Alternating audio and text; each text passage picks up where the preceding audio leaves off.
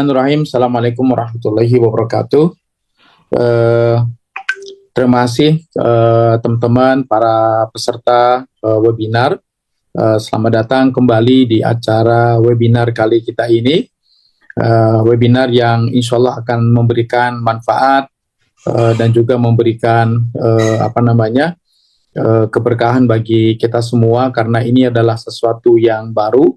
Apalagi topik kita pada pagi ini sangat menarik sekali, yaitu topik kita adalah terkait dengan masih ya seputar investasi token berbasis syariah, yang tentunya akan kita simak bersama-sama dengan narasumber kita yang hadir pada pagi ini. Dan acara webinar ini diselenggarakan oleh Mabruk Finance atau Mabruk Financial, sebuah perusahaan bergerak di bidang kripto syariah yang berbasis di Kanada, dan saat ini lagi mengembangkan tokenisasi di Kanada ya, yang tentunya ini akan merupakan terobosan baru di dunia inovasi digital keuangan syariah, yang mudah-mudahan di Indonesia ini akan segera berkembang. Maka tujuan kita menyelenggarakan webinar setiap bulan ini, insya Allah akan terus membahas tentang terkait dengan blockchain, kemudian kripto, kemudian token ya atau token system. Dan pagi ini kita akan membahasnya terkhusus sekali, kaitan topiknya itu perspektif investor dan penerbit. Jadi perspektif investor penerbit ini sangat penting untuk kita ketahui, karena melalui crowdfunding ataupun urun dana, tentunya kita sekarang sudah ada industri SEF ataupun security crowdfunding yang ada di Indonesia. Nah, isu yang muncul sekarang itu adalah bagaimana mengembangkan investasi ini. Ya, tentunya investor masih sangat kurang, walaupun sudah ada perkembangan juga sangat bagus, tapi tentunya ini belum masih maksimal seperti yang kita harapkan. Nah, dengan adanya terobosan di inovasi ini, terutama menggunakan sistem token ini, seperti apa perspektif investor dan juga penerbit di urun dana ini atau crowdfunding ini, kita akan membahas bersama dengan pembicara kita atau narasumber kita pada pagi hari ini, yaitu Dea Saka Kurnia Putra. Ya, tentunya akan saya bacakan terlebih dahulu sebelum memulai webinar ini profil ringkas beliau, siapakah beliau dan sebagainya. Sebagai pengetahuan teman-teman, beliau ini sangat mumpuni di bidang ini ternyata ya. Gelarnya juga banyak banget. Saya mungkin nggak cukup untuk membacanya ya, termasuk juga mungkin nggak paham, ini banyak sekali gelar-gelar beliau. Tapi tentunya yang sangat menarik ini adalah bahwa ternyata beliau khusus bidangnya itu di teknologi atau blockchain ataupun kripto.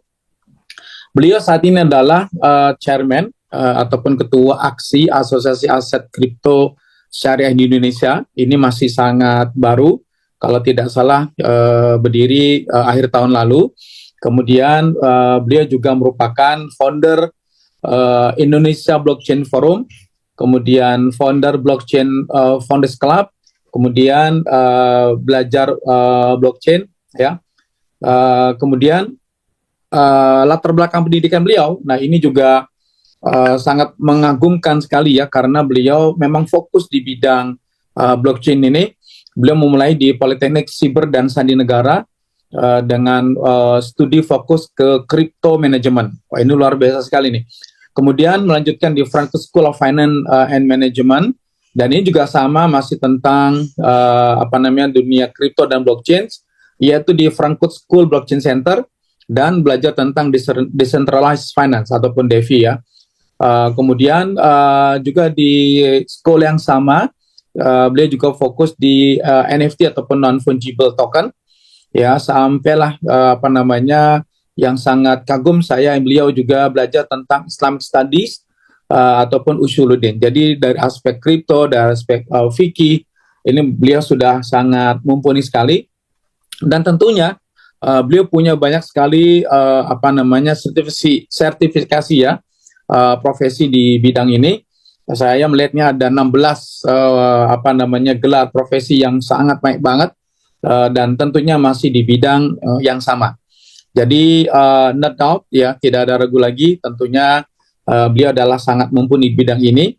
Dan nanti kita akan ada sesi tanya jawab bagi teman-teman semuanya. Tentunya saya yakin ini juga sudah banyak yang japri ke saya terkait dengan kripto di Indonesia seperti apa. Lalu kalau tadi perspektif investor itu apakah sudah halal atau dan sebagainya, ya enggak. Lalu bagaimana kalau sebagai penerbit sukuk misalnya itu seperti apa penerapannya dan bagaimana. Nah, ini semua dalam rangka kita mengembangkan ataupun memperkuat literasi kita di bidang kripto ini supaya tentunya tidak misleading ataupun tidak salah paham.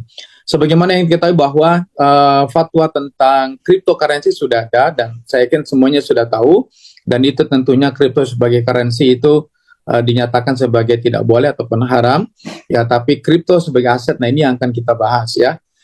Dan tentunya di dalam fatwa itu juga ada pernyataan bahwa kripto sebagai aset itu tidak semuanya mengandung unsur maghrib ataupun unsur-unsur yang dilarang oleh agama seperti maisir, gharar, riba dan seterusnya. Nah, tentunya saya tidak akan berpanjang lebar. Saya akan serahkan sepenuhnya waktu kepada pembicara kita, Kang Dea, untuk memberikan sharing ya tentang materi ini supaya teman-teman peserta lebih tercerahkan kembali bagaimana kalau mau invest atau statusnya seperti apa, dan juga sesuai dengan topik kita itu perspektif penerbit dan juga investor itu seperti apa. Tafadhol Kang Dea untuk bisa dimulai. Baik, bismillahirrahmanirrahim. Assalamualaikum warahmatullahi wabarakatuh. Waalaikumsalam warahmatullahi wabarakatuh. Sebelumnya, innalhamdalillah nahmaduhu wa nasta'inuhu wa nastaghfiruh wa na'udzubillahi min sururi anfusina wa min sayyiati a'malina. Man yahdihillahu fala mudhillalah wa man yudlil fala hadiyalah. Wa asyhadu an la ilaha illallah wa asyhadu anna Muhammadan abduhu wa rasuluh. Amma ba'd.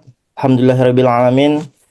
Alhamdulillahilladzi binikmatihi tatimmus sholihat. Kita semua diberikan kesempatan oleh Allah Azza wa Jalla untuk bisa bertemu di kesempatan pada siang pagi menjelang siang hari ini. Jadi pada pertemuan kita kali ini kita sedikit mengulik tentang unlocking the future of crowdfunding with crypto asset. Jadi mungkin karena ini cukup banyak materinya, nanti akan saya percepat ya. Ini total ada 206 slide, jadi mohon teman-teman bisa dipersiapkan senjata-senjatanya. Yang pertama, kosongkan gelas dan luruskan niat. Perhatikan dan jangan lupa semangat. Sedikit, ini mungkin nggak perlu saya overview lagi. Sebelumnya salam kenal semuanya, nama saya Putra, atau nama lengkap saya Dea Saka Kurnia Putra. Di sini saya mewakili Asosiasi Aset Kripto Syariah Indonesia. Berikut sedikit profil pendidikan saya, sertifikasi, dan juga aktivitas saat ini. Saya cukup aktif di organisasi non-profit ya. Saya sangat suka untuk mengabdi kepada masyarakat, sehingga memang aktivitas-aktivitas saya kebanyakan diisi oleh kegiatan sosial yang berkaitan dengan dakwah di aset kripto. Kita mulai dengan mukaddimah.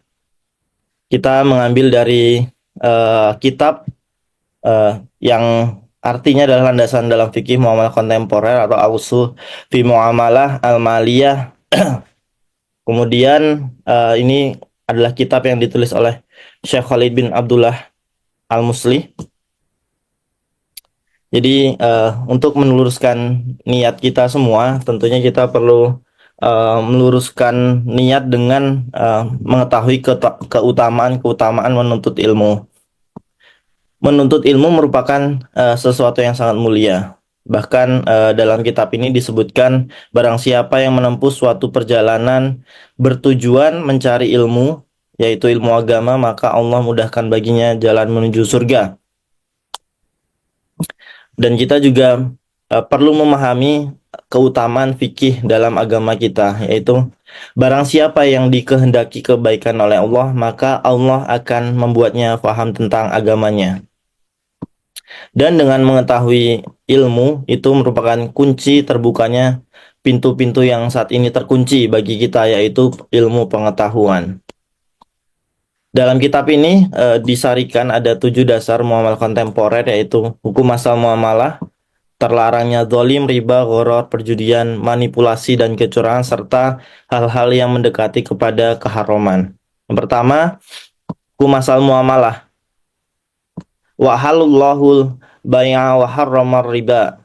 Ini dalil dalam Quran surat Al-Baqarah ayat 275, yang artinya padahal Allah telah menghalalkan jual beli dan mengharamkan riba. Tentunya ini hukum asal muamalahnya berarti jual beli itu diperbolehkan.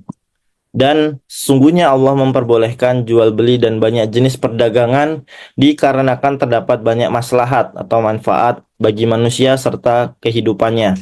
Dan Allah haramkan riba karena terdapat kezaliman dan memakan harta secara batil. Secara kesimpulan, hukum asal muamalah sesuai dalil ayat 275 adalah halal dan diperbolehkan dan mubah ya. Yang kedua, terlarangnya zalim jelas dalam dalil surat An-Nisa ayat 29, yang artinya, wahai orang-orang beriman, janganlah kamu saling memakan harta sama kamu dengan jalan yang batil atau tidak benar, kecuali dalam perdagangan yang berlaku atas dasar suka sama suka di antara kamu. Sehingga zalim di sini jelas dilarang.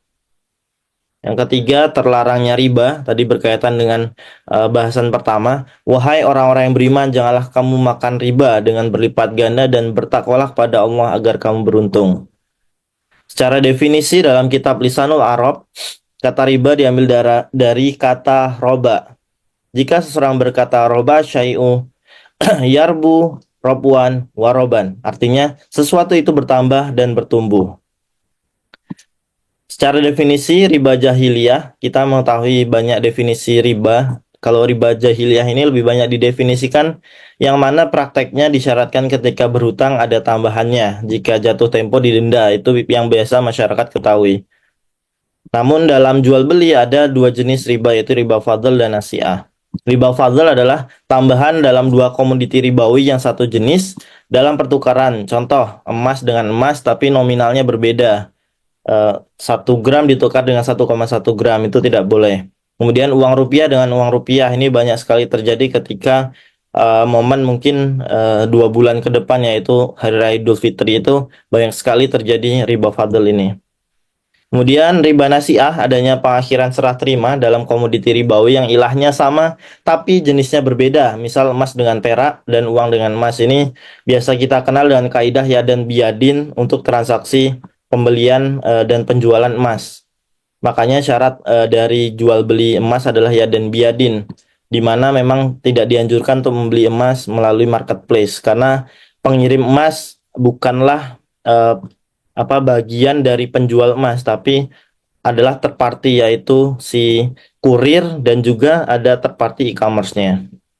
Nah, keempat, jelas terlarangnya gharar. Menurut Syekhul Islam Ibnu Taimiyah, gharar berarti ketidaktahuan atau ketidakpastian setelahnya. 3 jenis gharar. Yang pertama, ketiadaan seperti jual beli anak sapi yang masih dalam kandungan. Kemudian gharar kedua, contohnya adalah keserahterimaan, yaitu menjual budak yang sedang tidak di rumah atau kabur. Yang ketiga adalah ketidaktahuan jenis, hitungan dan ciri-cirinya, seperti saya mau jual sapi yang mana, sapi yang cirinya apa, tidak jelas gitu. Kemudian contoh lagi, saya menjual budak yang ada di rumah saya tanpa menjelaskan kriterianya. Contoh lagi, tadi udah ada contohnya, jual beli dalam kandungan, kemudian jual beli buah atau sayuran sebelum layak panen. Ini banyak sekali terjadi. Kalau di Jawa bahasanya ditebas ya biasanya. Kemudian jual beli burung yang masih beterbangan, jual beli ikan dalam kolam, biasanya ini juga ditebas istilahnya, dalam satu kolam ini ditaksir sekian gitu. Dan yang terakhir, jual beli budak yang sedang lari dari majikannya.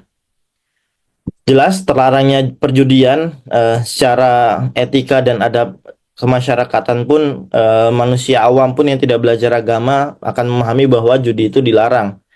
Judi merupakan permainan harta yang mana yang menang akan mengambil bagian dari yang kalah ataupun bentukannya. Goror versus judi. Judi lebih khusus dari goror, yang setiap judi pasti goror, dan goror lebih umum dari judi. Maka setiap judi mengandung goror dan tidak setiap goror mengandung judi. Contoh judi, taruhan, jelas ya kalau pertandingan sepak bola banyak sekali sekarang offline maupun online, kemudian judi online, binary option, futures, dan lain-lain ya, banyak sekali. Kemudian tentunya kita harus jujur dan amanah serta terlarangnya memanipulasi dan melakukan kecurangan. Kita langsung aja. Contoh ini, kita menuliskan deskripsi di marketplace. Contoh kita jualan di Shopee, Tokopedia, tapi nggak sesuai dengan realitanya. Foto yang kita pakai bukan foto yang asli, tapi kita ngambil dari punya orang lain, sedangkan barang kita ada cacatnya gitu. Yang ketujuh, mengantisipasi sarana menuju keharaman.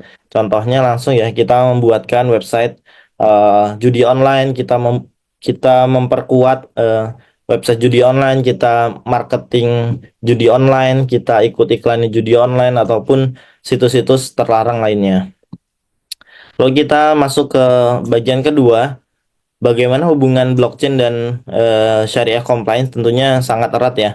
Bagaimana banyak sekali fitnah dan tuduhan di luar sana yang orang tersebut tidak memahami apa itu blockchain, dengan serampangan menyatakan blockchain itu haram. Sedangkan blockchain itu adalah sebuah teknologi yang dia agnostik atau dia sifatnya netral, tidak pernah memiliki hukumnya.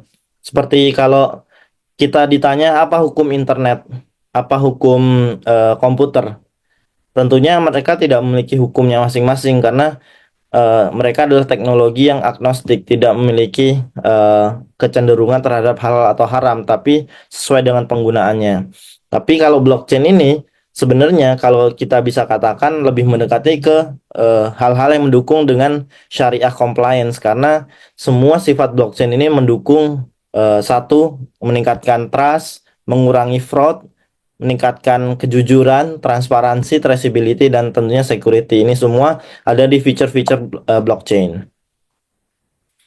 Kemudian tentunya blockchain ini bisa menutup pintu-pintu keharaman dalam Islamic finance. Tentunya dengan ada blockchain ini bisa mengurangi adanya penerapan riba, perjudian, kemudian money trading, monopoli, goror, dan short sale.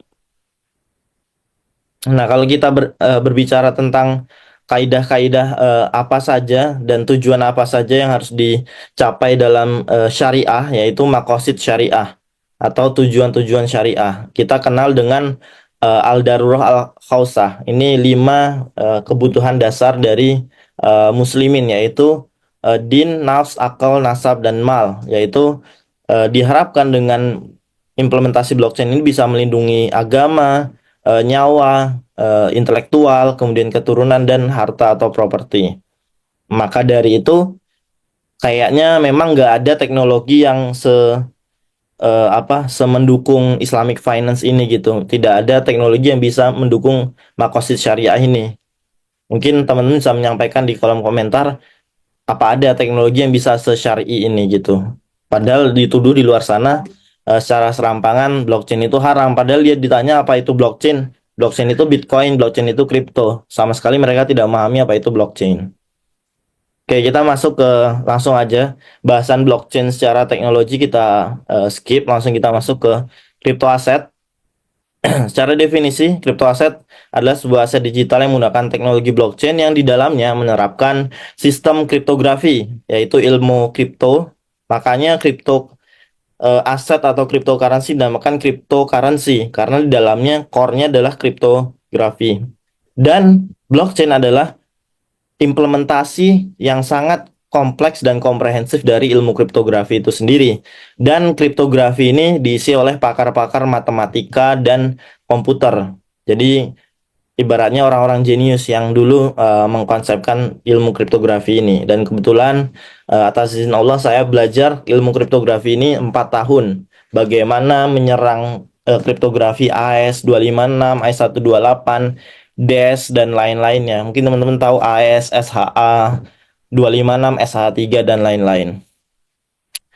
Cara menilai aset kripto, kita bisa lihat dari sudut pandang fikih dan maqasid syariahnya. Dari sudut pandang fikih, Syekhul Islam Ibnu Taimiyah rahimahullahu taala berkata, hukum asal dalam muamalah yang dibutuhkan oleh manusia adalah tidak diharamkan, kecuali jika ada dalil dari Al-Quran dan As-Sunnah yang menunjukkan keharamannya. Bisa dilihat di kitab Majmu' Fatawa pada jilid 28. Memang Majmu' Fatawa ini banyak sekali jilidnya di halaman 386. Dan kalau kita lihat dari sudut pandang maqasid syariah, tentunya Islam dalam maqasid syariah jelas tidak akan mengizinkan seorang menjerumuskan diri dalam kehancuran atau doror, baik dalam agama, nyawa, akal, nasab, harta. Suatu apapun yang awalnya halal atau mubah bisa menjadi terlarang jika menyebabkan mudarat atau suatu bahaya. Di sini kedudukan aset digital berdasarkan yang saya kutip dari Mufti Faras Adam, seorang mufti dari United Kingdom, menjelaskan bahwa aset digital adalah representasi digital dari nilai. Jadi kalau ada yang ngomong syarat sil'ah dari aset digital adalah fisik, ya dia keblinger, tidak bisa mendefinisikan apa itu aset digital. Kembali biasanya saya tanyakan, bentuk fisik dari token listrik apa? Bentuk listrik dari OVO, Dana, GoPay, ShopeePay, Pulsa apa bentuk fisiknya? Akan keblinger sendiri menjawabnya, nanti bingung. Dan contoh dari aset digitalnya adalah salah satunya aset kripto, NFT, dan lain-lainnya. Nah, suatu aset digital tidak mengabaikan juga aset sebagai aset yang sah dan diakui dalam syariah, karena faktor pendorong untuk menjadi aset yang valid adalah kemampuan untuk diambilnya manfaat dari aset dengan cara yang wajar. Dan cara menilai aset digital nih teman-teman perlu pahami sekali.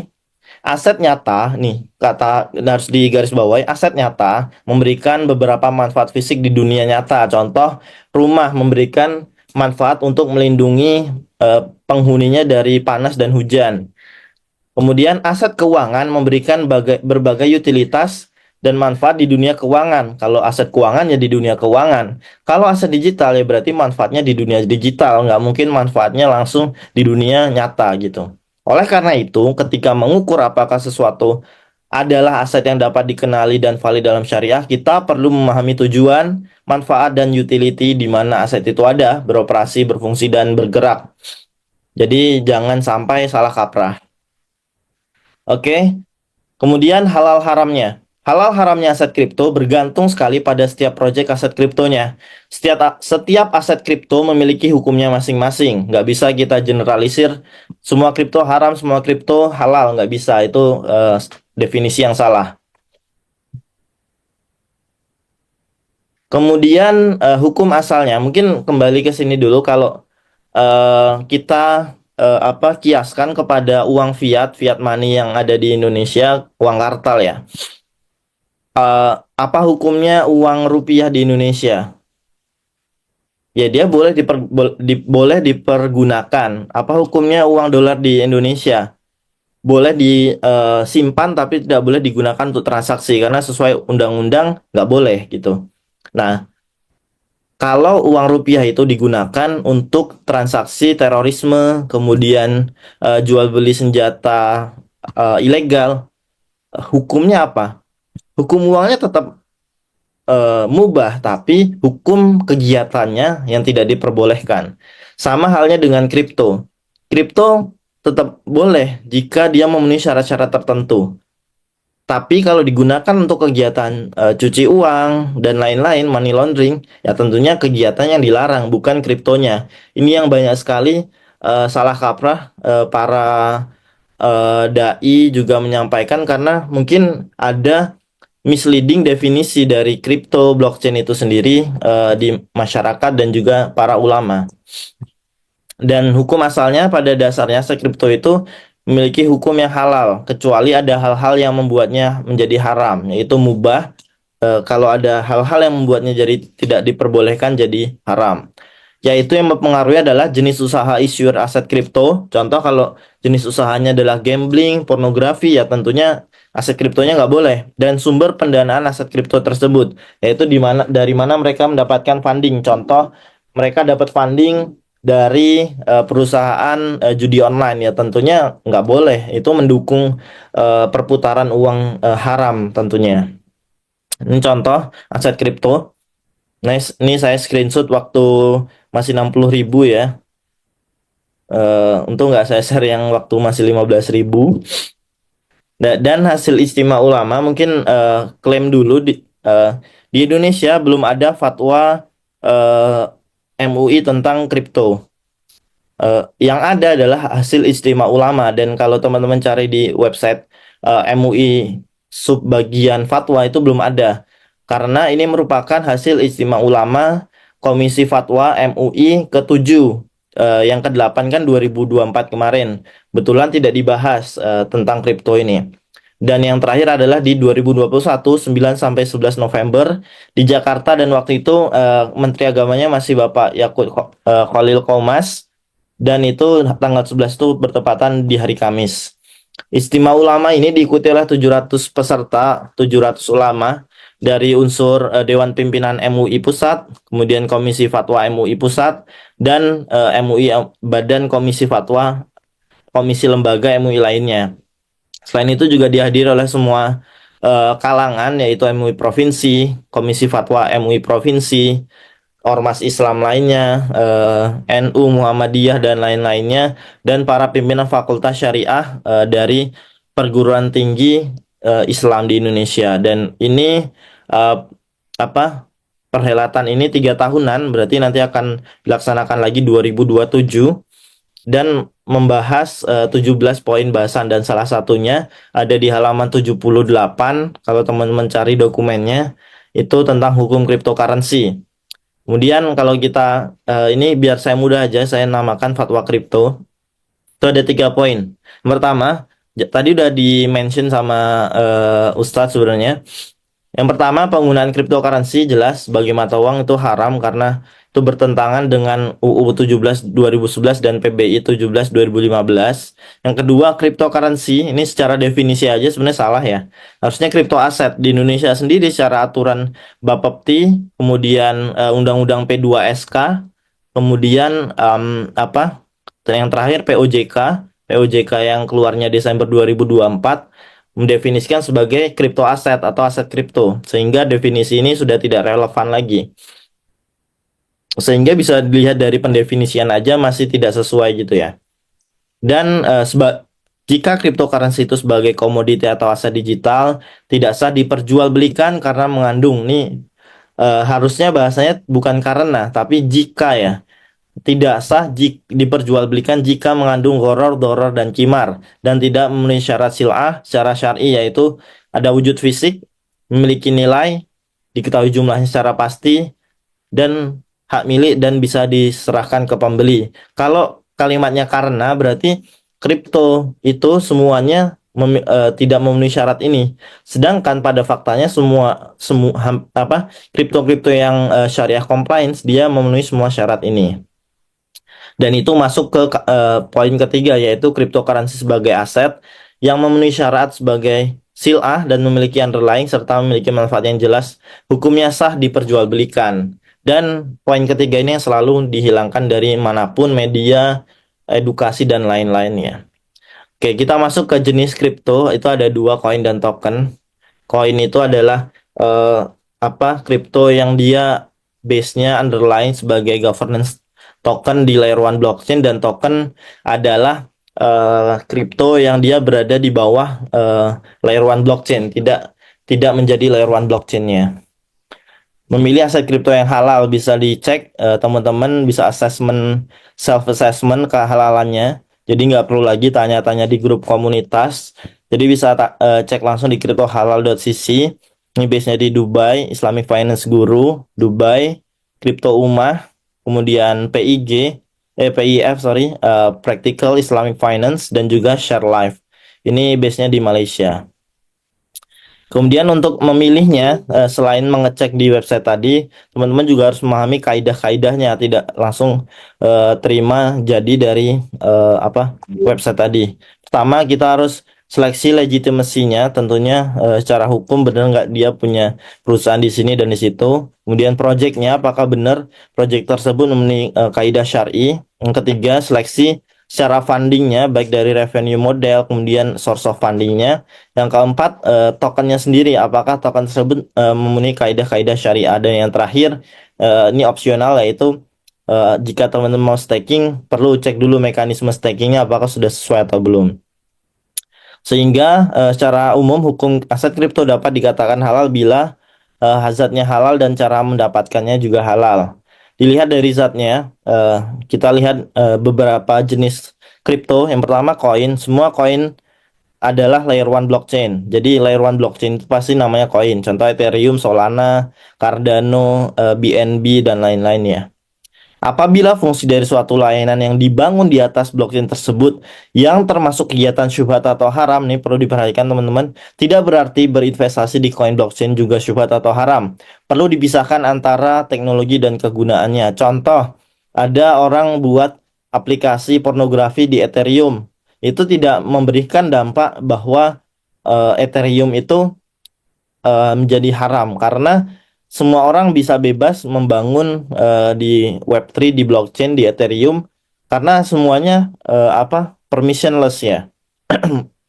Sehingga hukum yang ada di bawahnya tidak bisa memberikan dampak dan mempengaruhi hukum di atasnya. Contohnya ini ada Bitcoin, ETH, Sol, DOT dan lain-lainnya. Yang kedua di apps, ini adalah aplikasi di bawah layer one blockchain tadi yang saya katakan token ya. Jadi semua di bawah ini pasti token. Semuanya boleh kecuali ya jelas yang haram-haram secara umum, lending borrowing yang mengandung riba, contoh ETH, Gas, Cream, mungkin yang sekarang banyak digunakan Hyperliquid, kemudian gambling jelas ya. Ini ada projectnya Fun at3, pornografi ini ada Porn Rocket, Pornstar, Pornverse, musik, Audius, VIP tentunya karena musik dilarang. Kemudian platform penyedia aset kripto sintetis atau derivatif contoh UMA, SNX, DYDX, GMX ini ya jelas. Kemudian token sintetisnya sendiri tadi kan platformnya yang dia tidak memiliki kolateral 1:1 atau nggak punya token mirroringnya. Dan yang terakhir jelas yang menyediakan future option dan perdagangan derivatif. Contoh nih tokennya OKB ini punya OKX, BNB dulunya jadi satu dengan Binance tapi sekarang udah terpisah. BitDAO punyanya Bybit. Sehingga memang saya tidak menyarankan juga menggunakan Binance, OKX dan lain-lainnya. Gunakan yang sesuai syariat aja. Kemudian play to earn. Di sini saya tidak mengatakan bahwa bermain game diperbolehkan, tapi ini ada salah satu contoh token play to earn atau P2E. Selama skema permainan dan kontennya grafisnya tidak mengandung unsur yang diharamkan, maka pada dasarnya boleh. Contoh ada play to earn. Kalau sempat ngobrol kemarin sama teman-teman, kita ada apa namanya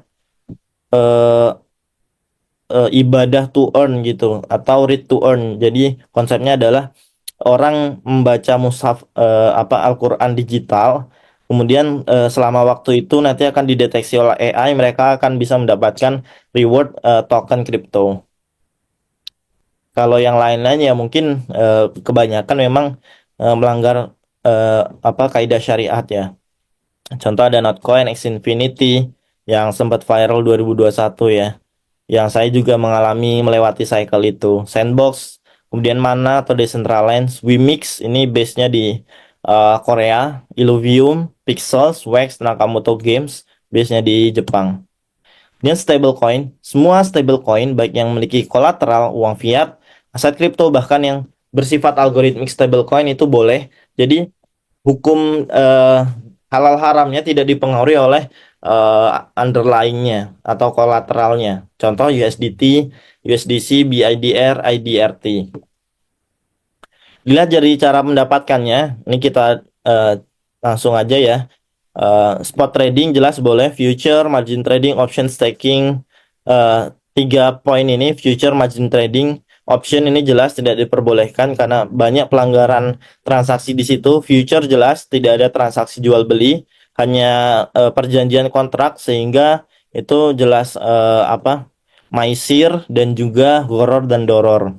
Kemudian margin trading jelas boleh, tidak boleh karena di sini ada dual transaction dan juga ada di sini apa namanya transaksi zolim antara penyedia liquidity untuk dia meleverage, dan ada juga unsur penarikan dan denda nantinya. Kemudian option juga nggak boleh. Staking tergantung peruntukannya. Kalau dia contoh liquidity providing untuk sebuah LP liquidity pool, atau dia untuk apa namanya secure jaringan untuk contoh staking ETH untuk secure proof of stake-nya, tentunya itu diperbolehkan.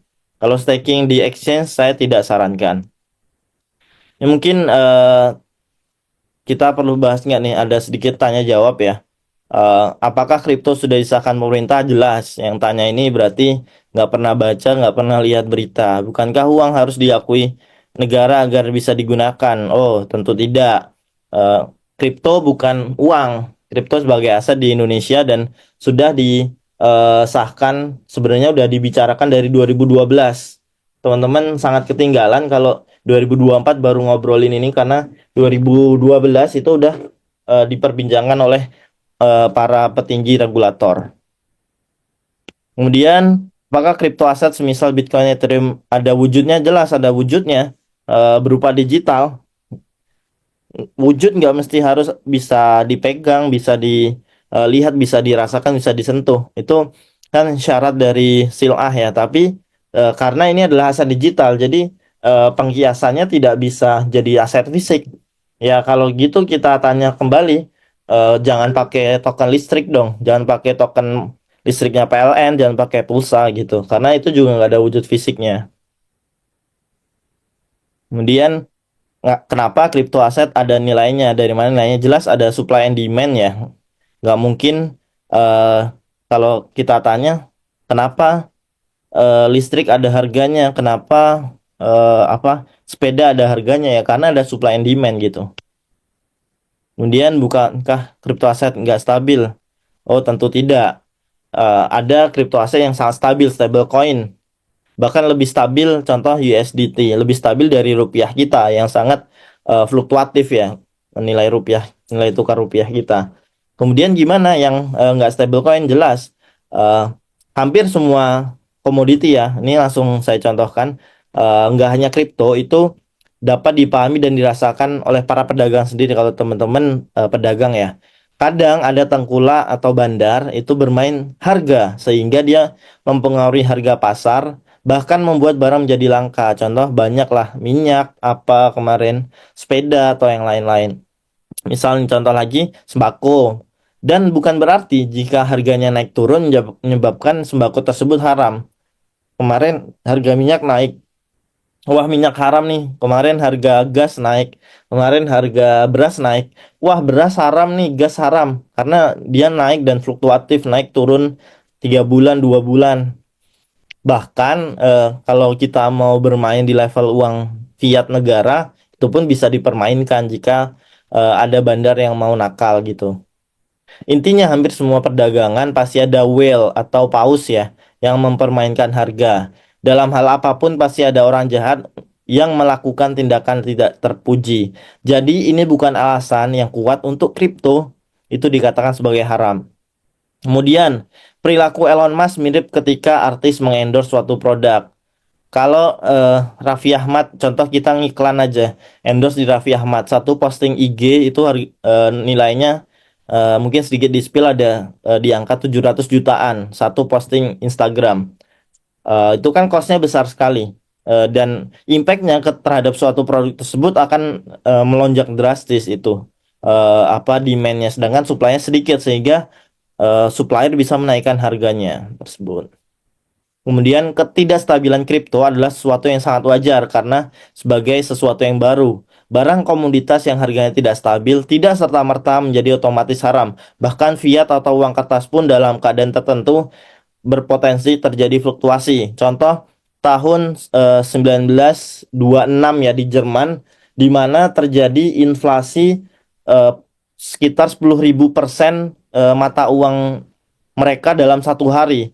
Gimana tuh yang tahu-tahu, contoh saya punya uang 1 miliar, tahu-tahu uangnya langsung bernilai sama dengan 10.000 rupiah. Itu kan sangat parah ya dalam satu hari ya, gitu. Jadi kita bilang dong uang fiat haram gitu ya, tuh kayak gitu. Nah, ini pertanyaan konyol ya. Kita kasih contoh. Kripto bergantung pada jaringan internet. Bukankah berarti dia menjadi ada ketika online aja? Bukankah jika offline semuanya menjadi hilang dan nggak ada? Nah, pertanyaan ini sangat maksa ya dan sangat menggelitik bagi kita ya, bagi yang mendengarnya. Dan sangat apa ya? Kayak nggak ada pengetahuannya gitu yang tanya gitu. Tapi nggak sedikit loh yang tanya kayak gini nih, gitu. Dan ini terlalu memaksakan karena ikhwal adanya kripto. Jadi pendefinisian adanya kripto itu dibangun atas fakta bahwa jaringan internet itu sudah stabil, mengglobal dan menjadi era baru di dunia keuangan. Tapi anggaplah bahwa itu perlu kita jawab nih kalau teman-teman ditanya. Maka jawabannya adalah bahwa kripto aset tetap tersimpan, nggak akan hilang ya. Bitcoin kita, Ethereum kita nggak akan hilang di jaringan blockchain dan tersimpan di crypto wallet kita, di Web3 wallet kita.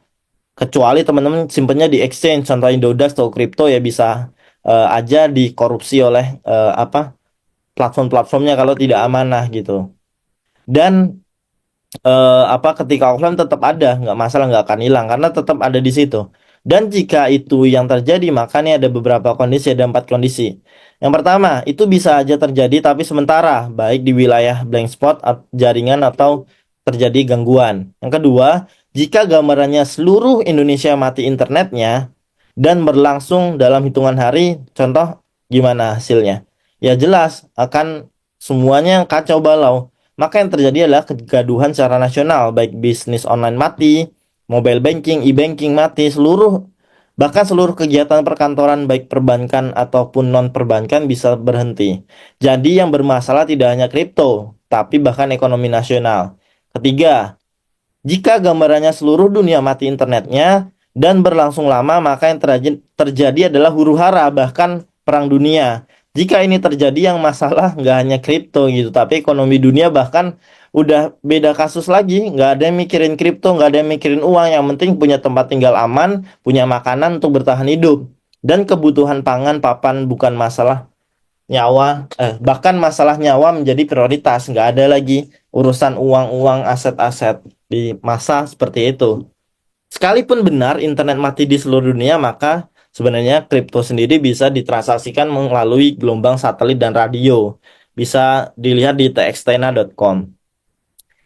Walhasil, segala bentuk harta yang disimpan dalam bentuk apapun pasti ada resiko hilangnya. Apakah itu harta yang bentuknya uang kertas, bisa dimakan rayap atau terbuang, tercuci atau hanyut oleh air. Uang dalam rekening bisa jadi bobol, simpanan emas bisa lupa nyimpennya di mana, tahu-tahu hilang. Bangunan ada depresiasi harga, tanah ada banyak sekali resiko terkait tanah, pengelolaannya, dan lain-lainnya. Salah satu trik mitigasi resiko adalah tidak menyimpan harta dalam satu bentuk. Lebih baik jika diinvestasikan untuk akhirat. Wallahu a'lam. Bahasa simpelnya, don't put all of your eggs in one basket. Apakah kripto bisa dihack? Jelas. Bukankah ini doror? Mobile banking bisa dihack, apalagi dompet kita bisa dicuri, apalagi rumah kita bisa dibobol oleh pencuri. Ini pertanyaan yang sedikit menggelitik aja ya. Jelas jawabannya teman-teman udah tahu semua. Cara dapetin kripto jelas bisa kita beli atau kita dapat reward berupa airdrop, kemudian bisa minting kalau developer. Dan yang terakhir, apakah bisa didefinisikan uang sebagai kripto? Kalau kita definisikan sebenarnya bisa, tapi di Indonesia diakui sebagai aset kripto gitu. Kita langsung aja cepet ya. Udah 45. Contoh analisis kepatuhan syariah. Ini maaf banget kita nggak langsung to the point, tapi saya coba definisikan dulu secara basic ya. Contoh kita Bitcoin, jelas Bitcoin ini syariah statusnya syariah comply, Ethereum syariah comply. Nah, ini yang teman-teman banyak tahu BNB ini syubhat ya. baiknya dihindari. Saya sendiri tidak berinvestasi BNB. Bahkan yang kalau teman-teman tahu meme coin, yang meme coin kalau saya bahasakan ya, banyak sekali altcoin itu tidak memiliki project, cuma menyebarkan janji-janji awang-awang. Kalau saya bahasakan, bahkan banyak altcoin yang lebih meme coin dari meme coin gitu. Kalau definisi meme coin adalah tidak punya utility. Sedangkan banyak sekali meme coin, kalau definisi meme coinnya adalah token dengan gambar hewan, itu lebih punya utility dari altcoin. Contoh Dogecoin ini punya layer 1, Shiba Inu punya layer 1, itu lebih punya utility dari lebih banyak altcoin lainnya gitu. Bahkan Doge malah syariah comply dibanding BNB. Karena BNB dia ada revenue dari Binance yang dia revenue terbesarnya adalah dari futures, option, dan margin tradingnya. Itu yang perlu saya sampaikan, bahwa tidak semua meme coin itu tidak diperbolehkan. Bahkan di sini ada kasus ya meme coin lebih syariah daripada altcoin gitu, yaitu BNB tadi. Ini kalau dari bahasa Inggrisnya. Kalau kita belajar di YOR, do your own research, atau cara milihnya jelas, kita harus cari use case, utility, timnya jelas, docs, KYC, well experience. Kita harus perhatikan juga blockchain trilemanya, tokenomics, security audit dilakukan oleh siapa, certik atau siapa, community-nya besar atau tidak, market cap-nya seberapa besar, TVL-nya atau token yang di lock-nya berapa, dan apakah renounce. How to start jelas, cari platformnya, pilih mau yang apa, Pintu, Reku, Nanovest, Toko Kripto, Indodax, atau yang lain-lain bisa digunakan. Kemudian buat akun, deposit akun dari bank ke platform tersebut, kemudian beli dan simpan. Ini sedikit portofolio crypto asset for dummies ya, ini sangat simpel sekali. Untuk teman-teman diamkan 5 tahun, paling nggak udah 5-10 kali lipat lah minimal. Kalau Solana aja contoh, kalau hold Solana aja udah dari $8, saya dari 8 ke 250, itu udah berapa kali tuh. Nah, kalau dikalikan 160 aja udah 20 kali gitu, udah lebih dari 30 kali lipat. Saya cuman mendiamkan Solana saya gitu. Ibaratnya gitu ya, Solana dalam waktu cuman 2 tahun gitu. Kemudian tadi Bitcoin jelas itu minimal 70% dari total portofolio. ETH, kalau saya sendiri nggak pegang ETH, saya mostly di Sol, layer 1 blockchain lainnya yang sedang bagus. Naratif token ini berpindah dari 3 sampai 4 bulan. Dia berpindah terus, naratif AI, naratif DePIN, naratif DeFi, dan lain-lain. Dan tentunya stablecoin di prepare untuk preparation bear market. Kita masuk pembahasan lain, udah nggak ngomongin crypto aset lagi, tapi ini berkaitan dengan crowdfunding nantinya.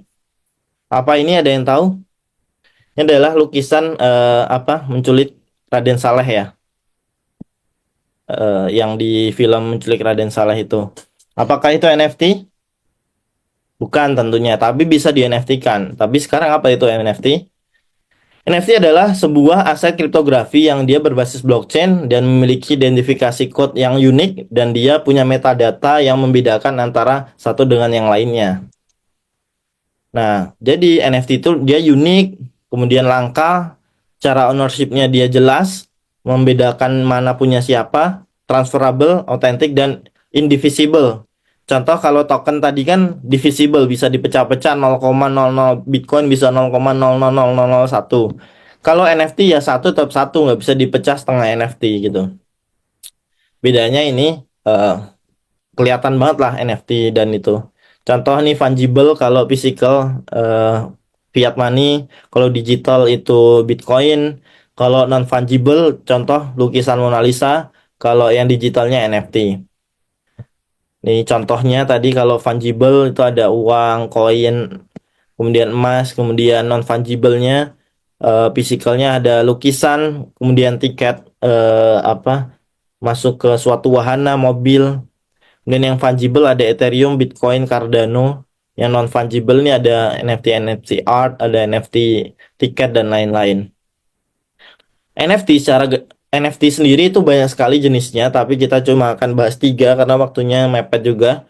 Ada ERC20, ERC721, dan 1155. ERC20 itu sendiri adalah sebuah apa token fungible ya. Jadi satu ini fungible, nanti dua ini tuh non fungible. Contohnya tadi ada USDC, ada Polygon, ada commodity, ada reward point dan lain-lain. Kalau ERC721 ini contohnya digital art, collectible, authenticity dari contoh merek terkenal, real estate ya. Nih, kalau dilihat dari gambar nih bentuk shape-nya ini bulat semua sama.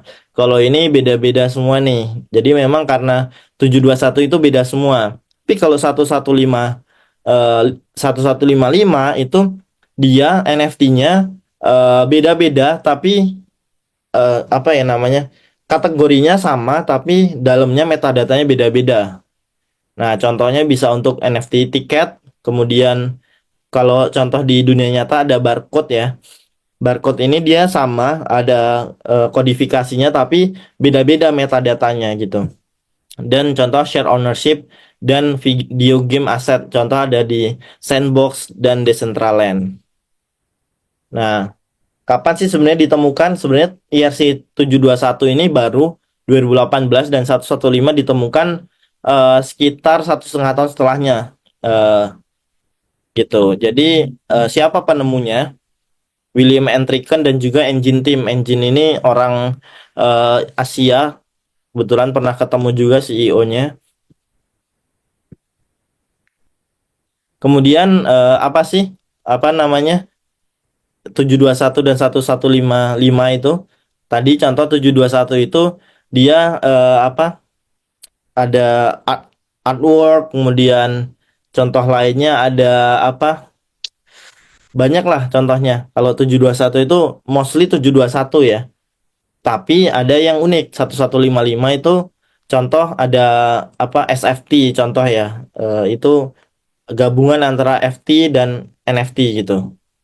Ini kalau secara sejarah pertama ditemukan itu Ethereum 2015, 721 2018, 777 nih nggak kita bahas tadi. Ini apa namanya ditemukan 2017 dan yang selanjutnya 2018. Nah, ini contoh ERC20. Contoh ERC721 ini ada yang tahu? Cyberpunk ya. Kemudian 1155 contohnya Sandbox. Nah, ini kalau secara standar ERC itu Ethereum Request for Comment ya. Seperti kalau di internet itu ada RFC Request for Comment ya.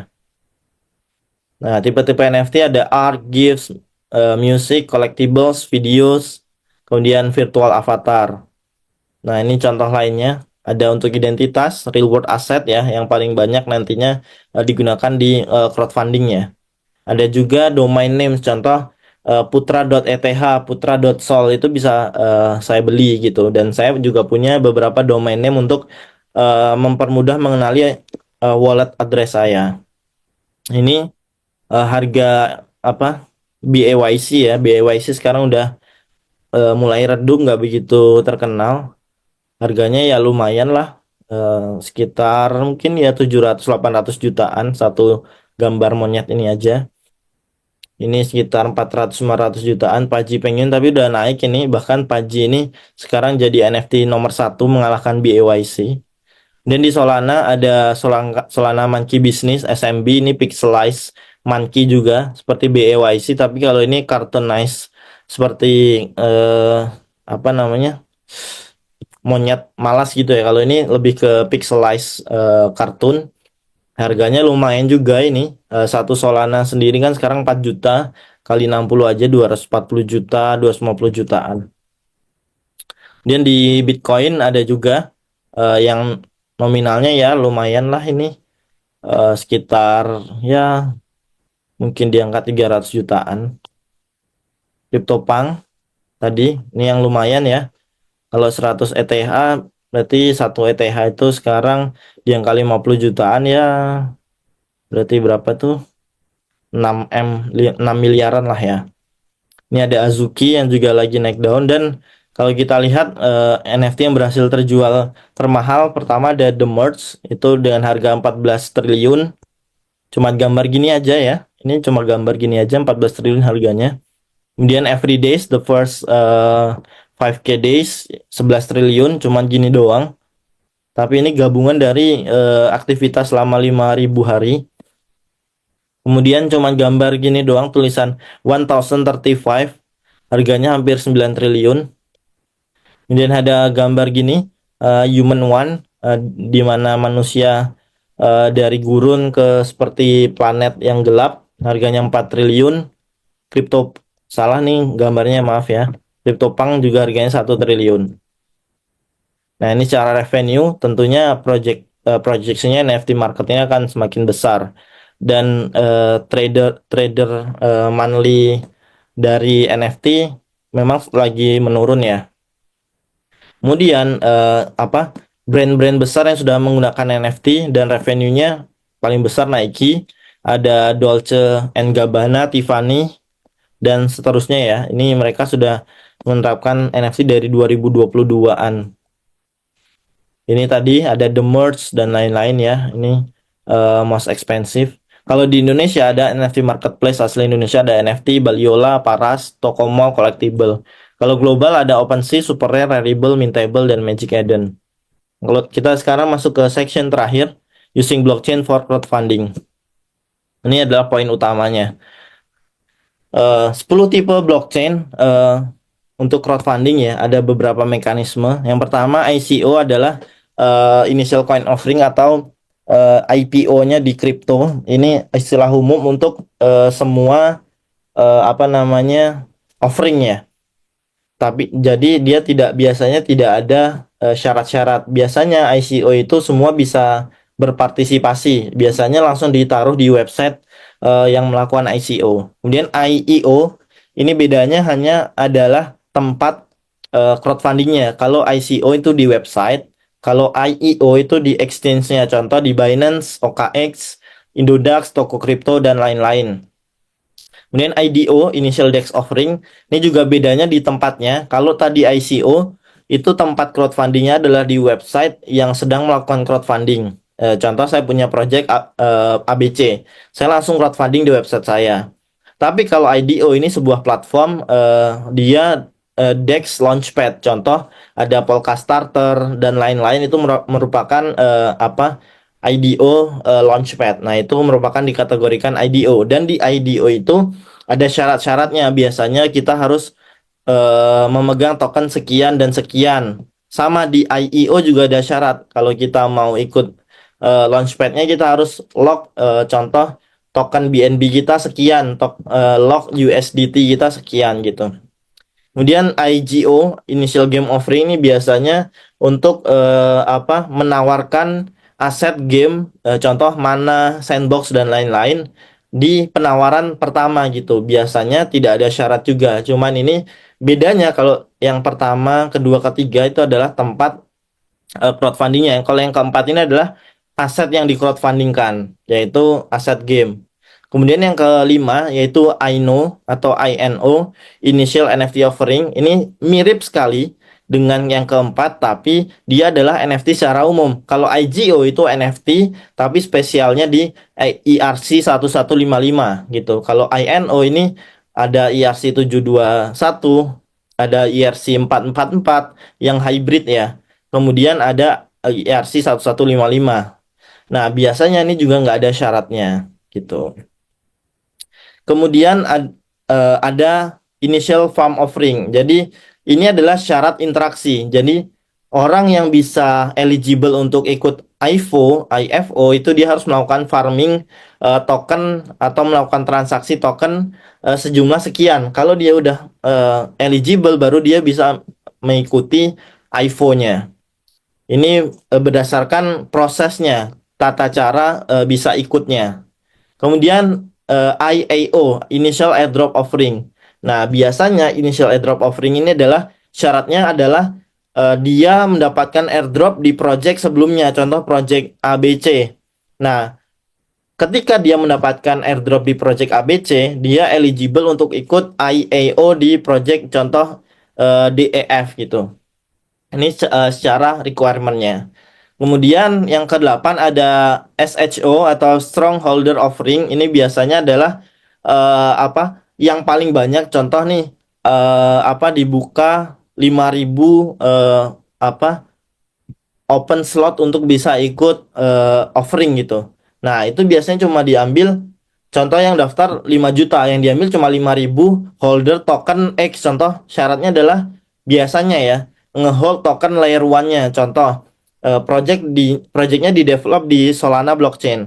Nah, syaratnya adalah orang terbanyak yang pegang Solana ketika dia apply di situ. Contoh 5.000 orang pertama, peringkat 5.000-nya itu hold 1.000 Solana. Nah, kalau yang di bawahnya dia nggak akan eligible gitu. Jadi ini menjaring agar semua orang-orang yang punya banyak aset itu ikut ke airdrop dan offering mereka.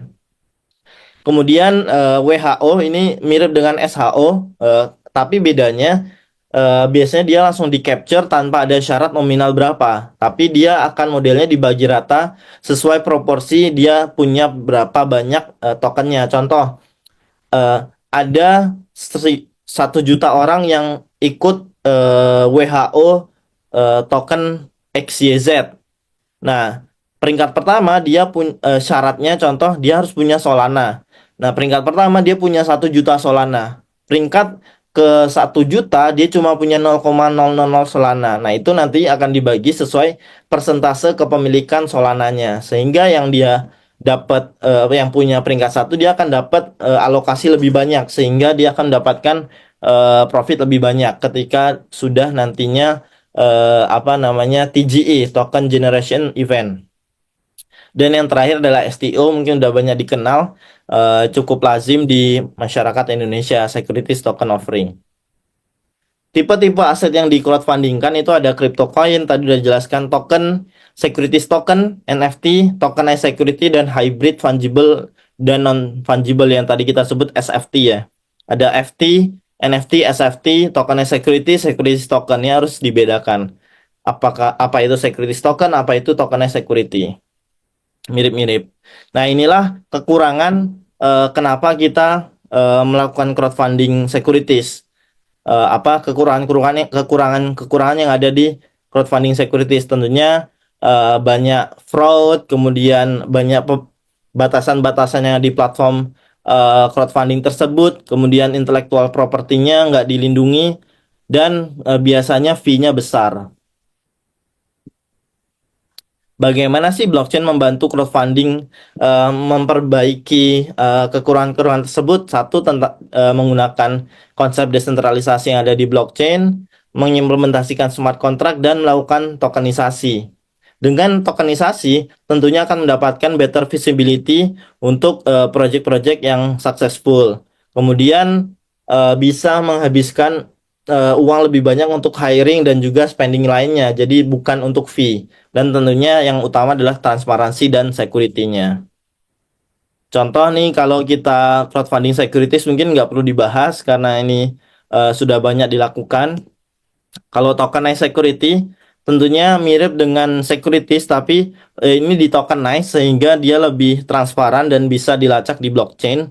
Mirip sekali dengan yang ada. Dan yang terakhir, menggunakan fungible atau non fungible token. Yang pertama tahapannya adalah apa?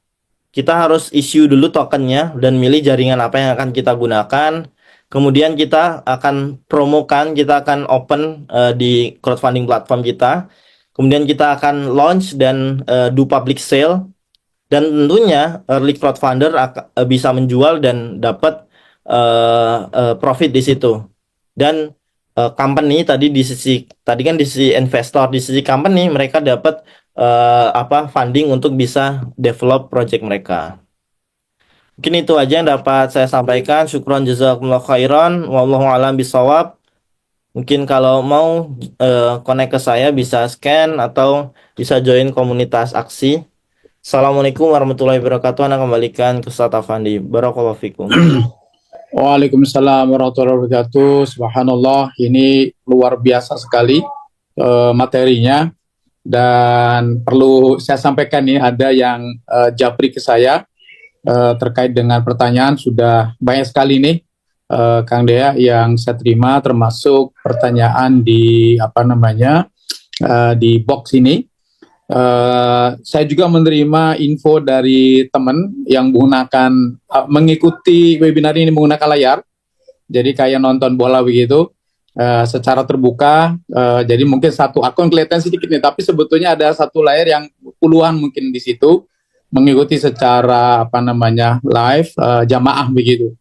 Jadi luar biasa ini apa namanya peserta kita pada pagi hari ini menjelang siang. Dan tentunya seperti yang tadi saya sampaikan, ini saya menerima beberapa pertanyaan, mungkin titipan dulu yang langsung japri ke saya pribadi. Pertanyaan adalah yang pertama, secara teknis kalau di urun dana ataupun crowdfunding, ini mekanismenya seperti apa? Kalau di urun dana itu kan ada apa namanya, ada penerbit, ya, sukuk ataupun saham, kemudian ada penyelenggaranya, share provider, kemudian ada investor.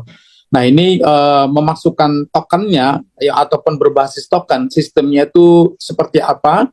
Apakah dia staking sendiri si perusahaannya itu?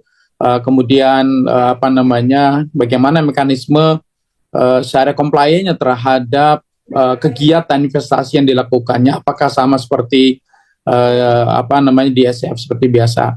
Mungkin itu dulu, Tafadhol Kang Dia dijawab sambil nanti saya bacakan juga beberapa pertanyaan dari yang lain.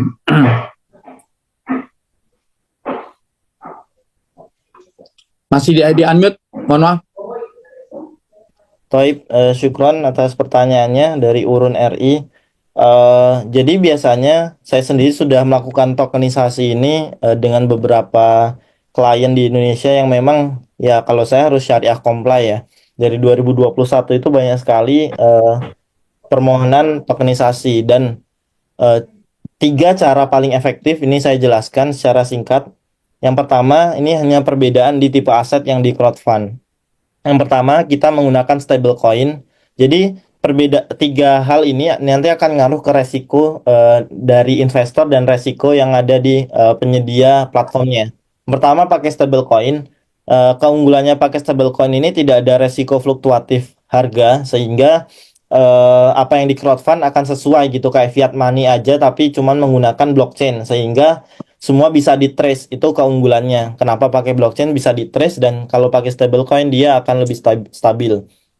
Eh, tapi kekurangannya adalah dia tidak bisa expand. Ya, tadi nanti tidak ada bisnis lanjutan. Kalau kita pakai stablecoin tidak ada bisa bisnis lanjutan dan turunan dari asetnya. Yang kedua, kita pakai aset layer one blockchain yaitu koin. Contoh kita pakai Bitcoin, kita pakai Ethereum, pakai Solana. Kalau kita downside-nya, kalau kita pakai Ethereum, tentu fee-nya akan besar. Nah, saya sarankan selalu pakai Solana, dan saya memang selalu pakai Solana karena fee-nya mau harga Solana 1.000 2.000 pun tetap murah gitu, tetap 1 sampai 10 rupiah aja. Kalau harga Ethereum 10.000 sekali transaksi kita bisa 5 juta fee-nya gitu, itu udah nggak make sense gitu. Nah, tapi kekurangannya adalah ya tentunya tadi itu kita akan terpengaruh oleh harga dari aset yang kita crowdfund. Berarti ada resiko fluktuasi harga aset itu tersebut. Tapi keunggulan lainnya adalah kita tidak perlu create dan memodali liquidity pool dari token tersebut karena udah ada liquidity-nya.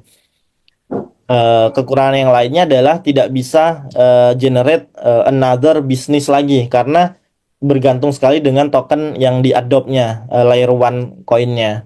Yang ketiga, yang ini yang lebih potensial dan banyak sekali dilakukan di Malaysia. Kemarin bantu beberapa klien dari Malaysia melakukan hal ini, yaitu melakukan crowdfunding berupa create token baru. Nah, kalau create token baru ini otomatis kita harus memilih blockchain networknya dulu yang the best apa. Yang sekarang the best itu adalah paling banyak digunakan base layer 2-nya Ethereum, kemudian layer 2-nya Ethereum, Arbitrum, kemudian Solana, kemudian Toncoin, dan juga yang terakhir Sui ya, Sui atau Aptos. Nah, itu best of the best-nya karena berkaitan dengan fee-nya nggak besar gitu. Nah, kita create token baru, contoh ada perusahaan namanya Indo Jaya Sukses. Kita buat Indo Jaya Sukses IJS token. Nah, IJS token nanti di-deploy di Solana. Nanti modal dari hasil crowdfundingnya itu disalurkan tentunya ke apa perusahaan yang mengajukan dana, dan nanti token itu bisa sebagian, contoh 10%-nya akan dijadikan liquidity pool sehingga akan jadi token baru dan akan menjadi bisnis baru juga bagi perusahaan yang meminta dana tadi. Jadi tidak hanya bisnis realnya dilaksanakan, tapi mereka juga punya market kriptonya sendiri, jadi punya token gitu. Dan itu lebih mendekati ke ICO tadi ya. Tapi kekurangannya adalah itu. Jadi kita harus menyisihkan sedikit hasil crowdfundingnya, sekian persen, biasanya 5 sampai 15% untuk liquidity pool sehingga marketnya akan di-create. Dan kelebihannya adalah tadi tentunya akan ada bisnis baru di perusahaan tersebut yaitu tokennya itu sendiri dan inilah yang paling banyak saya lakukan karena ini akan memberikan banyak benefit. Tapi memang ketika tidak dikelola dengan baik, risknya cukup besar karena bisa jadi banyak perusahaan yang fraud ketika udah crowdfund, udah di deploy tokennya terus dia tinggalin, banyak sekali yang seperti itu. Nah, usaha dari Urun RI harusnya memantau hal tersebut. Nah, nanti kalau mau ngobrol lebih lanjut bisa Japri aja, eh, mungkin Oke, baik. ya siap. Baik, Kang Dia. Iya, karena mungkin pembahasan terkait dengan urun dana ya, dan pemakaian token ini mungkin perlu diskusi lebih panjang lagi. Jadi mungkin saya akan coba baca pertanyaan yang lain dulu untuk mengakomodir teman-teman peserta.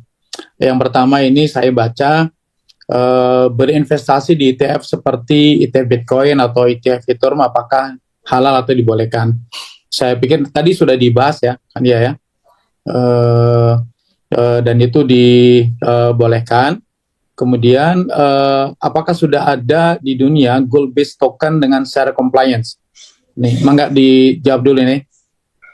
Oke, mungkin saya menambahkan yang ETF tadi.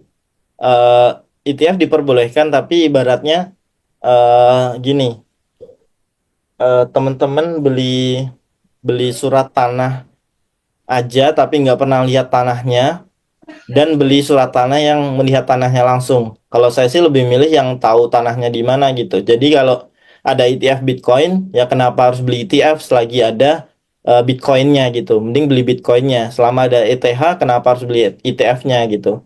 Ya, ETF itu diciptakan karena di sana terlalu banyak inflow money di dana pensiun di US ya, sehingga para pebisnis di sana yang melihat potensi ini create ETF. Jadi saran saya, walaupun boleh ya, mending beli asetnya langsung gitu. ya, Kemudian di terkait Bitcoin-nya dengan langsung gitu ya. Ya. ya benar. Kemudian Hmm. gold based token dengan syariah compliance di dunia ini sudah ada.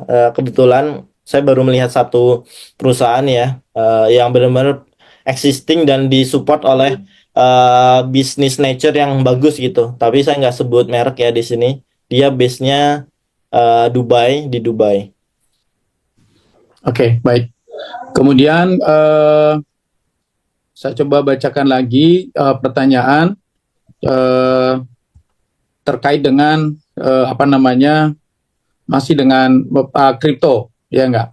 Kalau di Indonesia yang sudah syariah ada enggak? Itu.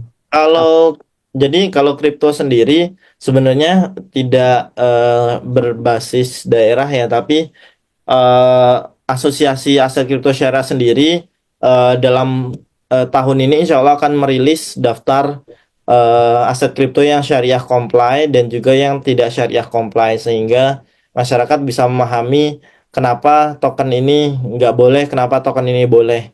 Kalau Project Indonesia sendiri sebenarnya banyak kalau saya sebutkan satu persatu, cuman ya takut ini aja. Contoh saya sebut ada token ini, token ini.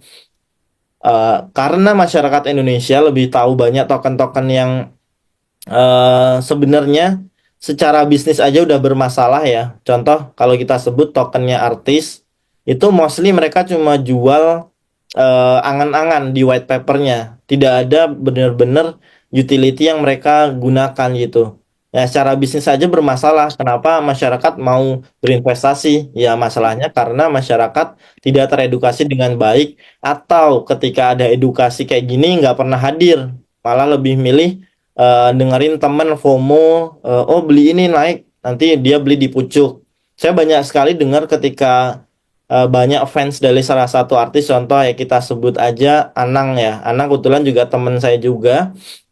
Itu banyak sekali ibu-ibu, mama di kampung di Jakarta beli ASIC token karena FOMO di waktu dia udah ATH all time high di angka ATH-nya kan 92 juta market cap ya, 92 juta US dollar market cap. Banyak sekali yang beli di 80 jutaan, 88, 90. Sedangkan contoh kayak saya beli di 400 ribu US dollar market cap, di mana itu hampir 200 kali lipat kalau saya jual di ATH. Jadi memang di kripto itu memang harus memahami kapan kita harus beli yang di waktu yang tepat. Jangan sampai kita beli di waktu yang sangat pucuk dan membeli proyek-proyek yang bermasalah gitu. Baik. Kemudian ada pertanyaan lagi, apa bedanya kripto sebagai sil'ah dengan kripto sebagai mal? Oke, definisinya maksudnya gimana ya Ustadz ya? Yang perlu Ya, ini dijelaskan apa nih? ya pertanyaan titipan ini. Kalau yang tadi mungkin yang saya pahami ya, sil'ah itu yang tadi sesuai dengan istimewa ulama yang mensyaratkan harus ada utility dan juga underlying asetnya. Kemudian ada lagi kripto yang dianggap sebagai almal, di mana di situ pandangannya adalah sebagai harta gitu.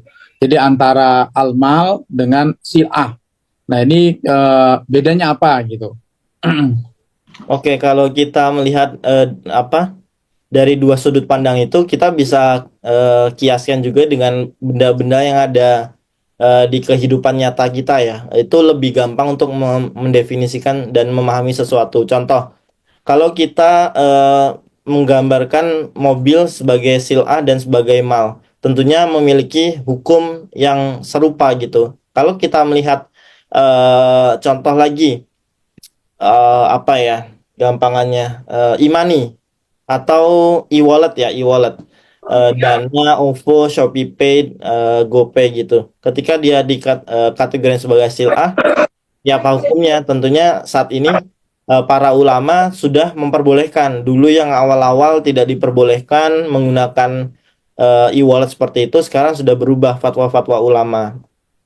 Ketika mereka sebagai mal ya tentunya dana ya bisa digunakan untuk belanja di supermarket, di minimarket. Sama seperti halnya kalau kripto, aset kripto itu dia secara silahnya dia tidak memenuhi syarat. Contoh ada token-token yang bermasalah. Contoh token derivatif yang paling gampang itu banyak sekali disalahgunakan. Ada ya mungkin STH, kalau teman-teman tahu STETH, itu kan token hasil staking. Itu kalau ada bermasalah di satu titik stakingnya, itu akan impact-nya akan jadi snowball effect, menyebabkan STH-nya akan dia di-peg terhadap harga ETH-nya. Sehingga token-token yang seperti itu secara sil'ah tidak memenuhi, secara almal tidak diperbolehkan gitu, seperti itu. Contoh juga BNB paling terkenal ya, tokennya Binance. Dia secara sil'ah dia syubhat gitu. Secara almal ya tentunya jangan disimpan sebagai harta, seperti itu Ustadz. Ya, baik. Ini ada yang resen ini. Sebentar saya coba saya persilakan ya, coba ya. Halo. Halo, Assalamualaikum. Salam terhormat. Ya, silakan langsung. Mohon izin, Ya. Prof. Ya, silakan. Pertama, saya ucapkan terima kasih kepada Mas Putra ya. Ya. Jazakallah khair atas pemaparannya yang luar biasa. Insyaallah sangat bermanfaat, khususnya bagi saya. Mas Putra, saya ingin menanya, ada 3 hal yang akan saya coba pengen tahu lebih gitu. Yang pertama terkait dengan blockchain ya Mas Putra. Tadi Mas Putra menyatakan bahwa saya sepakat bahwa blockchain itu betul agnostik gitu ya. Dia tidak punya interest apa-apa, Cuma sejauh yang saya tahu, blockchain itu juga sebetulnya punya karakter yang berbeda dengan apa namanya platform digital yang lain gitu. Nah, misalkan terkait dengan karakternya yang autonomous dan anonymous gitu. Nah, khususnya ketika dikaitkan dengan tadi Mas Putra juga menyampaikan smart contract ya. Nah, pertanyaan saya, ini gimana ketika blockchain itu dilihat dari sisi syariah gitu, terkait dengan skema if then gitu ya. If then itu, nah itu dari sisi syariahnya itu pakai akad apa gitu ya. Yang terkait dengan autonomous ya, self execution. Nah, itu gimana pandangan syariahnya, khususnya akadnya gimana. Nah, terus yang kedua, nah ini juga menarik nih Mas, terkait dengan aset digital yang kemudian dikaitkan dengan nilai gitu ya. Saya tadi tertarik dengan analoginya yang disampaikan oleh Mas Putra, terkait dengan token listrik gitu kan ya. Nah, itu memang sesuatu yang tidak bisa dicerna, sesuatu yang tidak bisa dipegang. Dia dalam dunia maya, tetapi jelas nilai utilitasnya gitu. Tadi juga ada pertanyaan terkait dengan pertanyaan tadi Prof. Afandi yang tentang harta gitu ya. Dan sejauh yang saya tahu juga, ketika membahas tentang harta itu sangat apa namanya sangat relevan juga ketika apakah sesuatu itu memiliki nilai atau tidak, memiliki nilai utilitas atau tidak. Mungkin Mas Putra bisa menyampaikan perbedaan antara nilai token yang tadi tidak bisa dipegang dan maya dengan kripto yang juga nggak bisa dipegang dan seterusnya, itu di mana letak nilai utilitasnya gitu ya. Karena apapun bisa dijadikan sebagai harta, tapi pertanyaannya apakah masuk dalam sesuatu yang bisa dinilai atau memiliki nilai ekonomis atau tidak. Nah, itu yang saya pikir minta apa namanya keterangan lebih detail dari Mas Putra terkait dengan status bernilai atau tidak gitu ya, ketika dianalogikan dengan aset-aset yang memiliki karakter maya juga gitu. Nah, yang terakhir, nah ini juga menarik nih Mas, terakhir nih Mas, karena ini terkait dengan urun dana ya, tokenization gitu. Nah, saya ingin juga mendapatkan insight dari Mas Putra.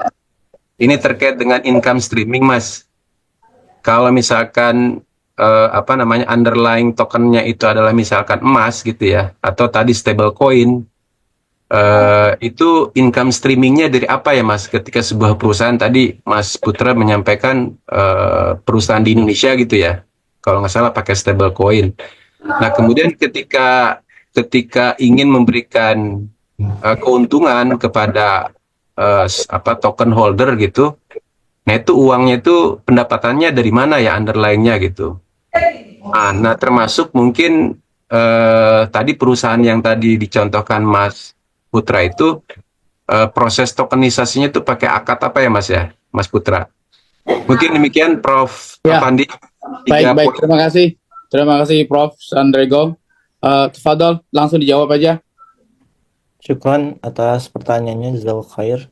Mungkin Ana agak lupa tadi pertanyaan pertama, yang langsung ke pertanyaan kedua dulu. Jadi kaitannya dengan nilai utility atau intrinsic value dari kripto ini, memang setiap aset kripto memiliki intrinsic value yang berbeda-beda.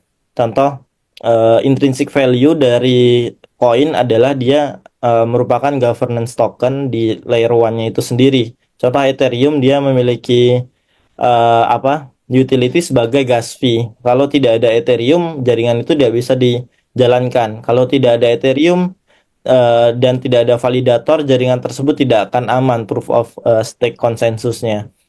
Itu contoh di Ethereum. Contoh ada token lain yang mungkin bisa Bitcoin atau yang lainnya, saat ini sudah banyak sekali digunakan untuk jual beli tiket pesawat, hotel dan lain-lain.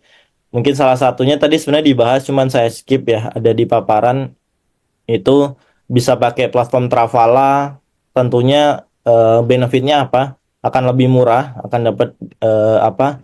Benefit-benefit lainnya selain murah juga. Jadi intinya contoh kalau listrik bisa digunakan untuk menjalankan listrik ya. Kalau kripto sebenarnya sangat banyak sekali beragam. Intrinsic value-nya sebenarnya eh, kalau kita katakan mirip dengan fiat money agak berbeda. Fiat money dia unlimited supply. Kalau kripto dia ada yang unlimited, ada yang limited supply. Contoh Bitcoin. Makanya Bitcoin itu dikatakan Gold 2.0. Sudah banyak sekali negara yang mengatakan bahwa apa Bitcoin itu adalah digital gold gitu. Sehingga US aja sampai membuat National Bitcoin Reserve ya, yang dimana mereka akan menargetkan membeli 1 juta Bitcoin dalam 5 tahun ke depan. Kemudian kalau kita katakan ya tadi apa contoh ya rumah dia bisa ditempati, tapi sebenarnya rumah itu punya utility aja. Utility-nya adalah untuk berteduh, tapi secara nilai sebenarnya nggak ada.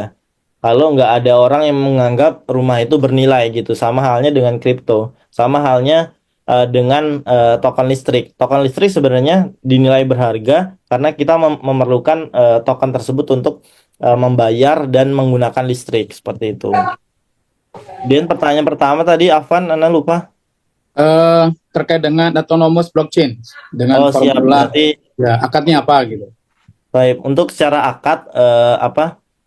Saya nggak bisa jawab di sini secara langsung ya. Kalau akad di smart contract sendiri sebenarnya adalah akad yang seharusnya sudah disepakati dua belah pihak. Namun problemnya adalah di sini yaitu di blockchain ini belum ada yang apa namanya membuat eh, code itu bisa dibaca oleh manusia gitu. Jadi sehingga tidak semua orang bisa memahaminya. Jadi untuk menyepakati akad harusnya masing-masing manusia yang akan menggunakan blockchain itu harus memahami codingan smart contract sehingga dia bisa memahami if then-nya yang ada di smart contract gitu. Kalau ya ibaratnya kita mau menyetujui suatu kontrak fisik.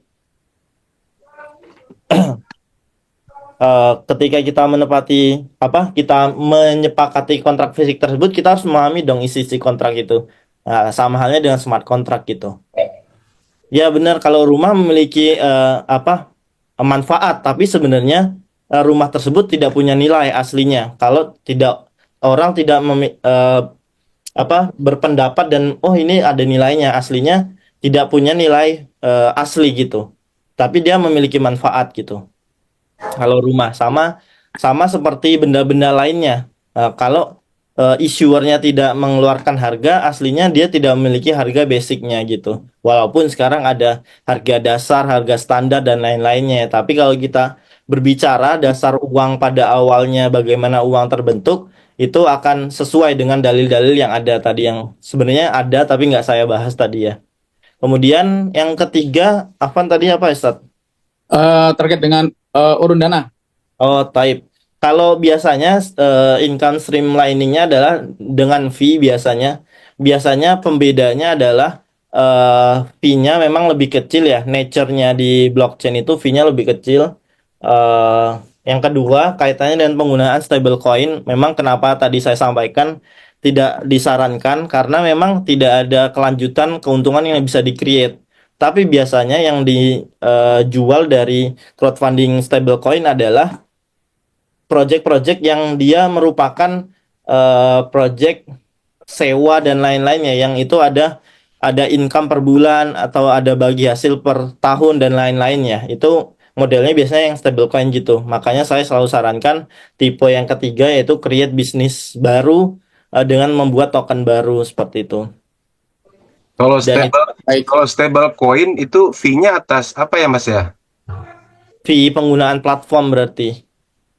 Enggak, maksudnya bagi investornya, bagi pemegang tokennya itu apa ininya? Apa dia dia si apa namanya si issuer of tokennya itu ketika membayar token holder itu apa ininya ya? Apa namanya eh, rujukan dia memberikan fee kepada si token holder itu apa kalau stablecoin?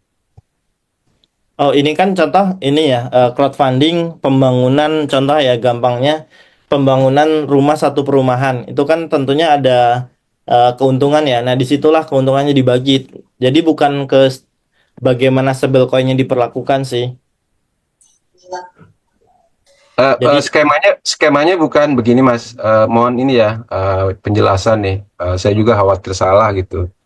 Ketika misalkan sebuah perusahaan properti misalkan, gitu ya. Nah mm, kemudian dia akan membutuhkan dana.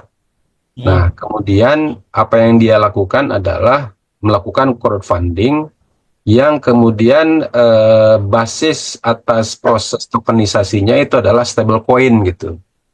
mm, Oke. Nah, yang kemudian menjadi perhatian itu adalah itu kan stablecoin-nya yang menjadi underlying gitu.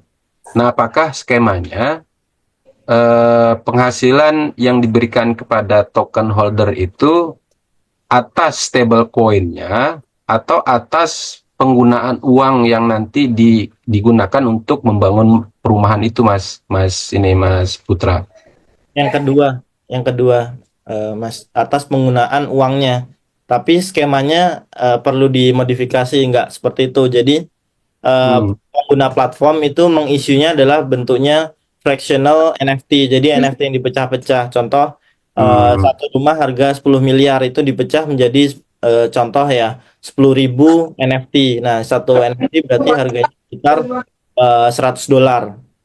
Oh, Eh, oke. $100 itu bisa dibeli dengan stablecoin. Jadi yang diinvest itu bukan stablecoinnya langsung, tapi dengan penggunaan NFT. Nah, NFT tujuannya apa adalah untuk sebagai nanti platform itu mengcapture siapa aja yang punya NFT, nanti itu di situ platform akan membagikan secara otomatis menggunakan smart contract atas bagi hasil yang di-create dari profit pembangunan rumahnya gitu.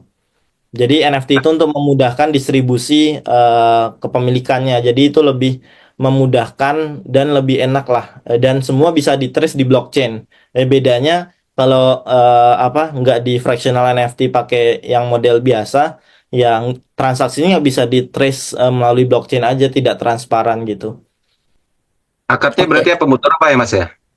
Akad yang sama yang diberlakukan sesuai bisnisnya masing-masing. Kalau developer rumah berarti sesuai akadnya, kalau yang lain berarti sesuai akadnya sih. Sebenarnya penggunaan kripto tidak mengubah akad sih. Oke, oke, Oke. oke. Baik, Kang Dea, ini kita sudah lewat waktunya ya, dari yang sesuai jadwal, itu sudah lebih dari 30 menit. Tapi saya masih menerima banyak sekali ini pertanyaan ini. Apakah kita lanjut satu pertanyaan lagi atau cukup? Boleh satu terakhir, Seth? Oke, baik. Ya, satu terakhir. Saya coba baca pertanyaan ini banyak, Jabri saya juga sampai bingung ini milih yang mana ini. Tapi saya coba baca, izin bertanya apa perbedaan spesifik dari crowdfunding kripto dengan koin micin yang biasa dibuat di platform DEX dengan Solana. Bukankah secara mekanisme cara pembuatan tokennya sama? Untuk Indonesia sendiri sepertinya belum ada lembaga pengawasan pada koin ini, di mana kebanyakan token dikuasai oleh founder sendiri dan dibuat jauh harganya. Itu biasanya ada liquidity fake gitu. Tafadhol. Ya, jadi bedanya kalau crowdfunding itu semuanya dikelola pemilik platform crowdfunding. Berarti kalau crowdfunding itu kita seperti menjadi polka starternya kalau di IDO. Tapi kalau nge-launch token di DEX meme coin gitu, itu bukan crowdfunding tapi kita langsung launch aja, fair launch gitu. Kayak bukan nih saya punya, ibaratnya saya punya project siapa yang mau beli gitu. Jadi secara akad juga akan berbeda. Kalau di meme coin berarti akan membeli aset. Kalau di sini adalah sistemnya crowdfunding, memodali ya. Berarti akad jual beli dan akadnya berbeda lah dengan yang crowdfunding ini. Itu perbedaan satu. Kedua, kalau dikatakan Indonesia belum ada yang mengawasi, apa sedikit benar sedikit salah. Jadi sesuai ini ada Pak Hari sudah menyampaikan tadi di POJK 27 tahun 2024 yang dikeluarkan kalau nggak salah 10 Desember 2024 itu menyatakan bahwa ada tuh semua kriteria-kriterianya token itu bagus minimal 70% sesedikit-sedikitnya 70% itu terdistribusi. Jadi tim founder itu maksimal memiliki 30% dari total supply-nya. Itu sudah berdasarkan apa diskusi para pakar semua ya di situ. Para pakar pelaku, developer, kemudian pemilik exchange, kemudian regulator. Kemudian apakah OJK mengawasi? Iya, OJK mengawasi, tapi model pengawasan OJK adalah whitelist. Yang sudah terdaftar baru akan diawasi gitu. Yang tidak terdaftar yaitu di luar tanggungan. Sehingga memang kalau dikatakan fair atau unfair ya sedikit unfair bagi mereka yang tidak diawasi. Jadi yang mendaftarkan dan sudah terdaftar dan dapat izin malah sangat ketat pengawasannya, tapi yang tidak mendaftarkan malah tidak diawasi. Memang kalau dikatakan fair tidak fair ya, kalau dia melaksanakan bisnis secara real ya sebenarnya fair-fair aja karena dia nggak akan bisa jualan kalau nggak dapat izin gitu. Tapi kalau dia full mainnya di DEX ya nggak perlu izin sebenarnya gitu ya karena itu udah masuk di luar skop dari pengawasan OJK. Itu sih. Baik. Eh, Terima kasih. Sebelumnya saya sangat mengapresiasi waktu dan sharingnya pada pagi menjelang siang ini.